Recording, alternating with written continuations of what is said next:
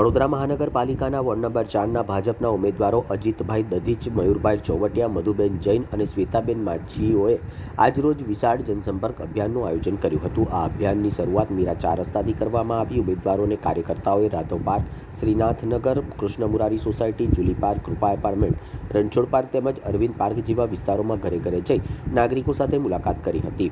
આ અભિયાનનું સમાપન શ્રીનાથ દર્શન સોસાયટી ખાતે કરવામાં આવ્યું હતું। જનસંપર્ક દરમિયાન સ્થાનિક નાગરિકોમાં ભારે ઉત્સાહ જોવા મળ્યો હતો અને ઉમેદવારોને વ્યાપક જનસમર્થન પ્રાપ્ત થયું છે। ખાસ કરીને અજીતભાઈ દધીચ દ્વારા અગાઉ કરવામાં આવેલા વિકાસ કાર્યોને લઈને લોકોમાં સકારાત્મક પ્રતિસાદ જોવા મળ્યો છે।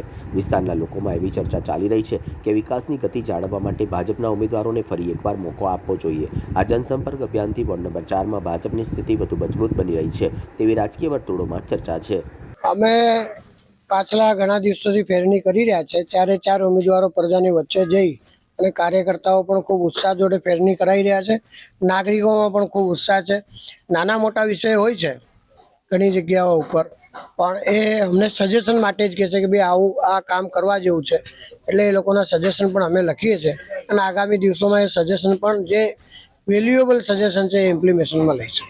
અત્યારે ચૂંટણીના જોરદાર ઉત્સવમાં અમે ફરી રહ્યા છીએ। ઠેર ઠેર અમને સારો પ્રતિસાદ મળી રહ્યો છે અને લોકોની નાની મોટી જે સમસ્યા છે અમને લોકો રજૂઆત કરે છે અને અમે બધાની જે અત્યારે સમસ્યા હાલ નાની મોટી હોય એ પૂરી કરીએ છીએ અને જે કંઈ હશે એ ફરી અમે આખી પેનલ વિજેતા થયા બાદ બધાની અપેક્ષા પૂરી કરીશું। આજે અમારી ફેરણી મીરા 4 રસ્તાથી સ્ટાર્ટ થઈ છે।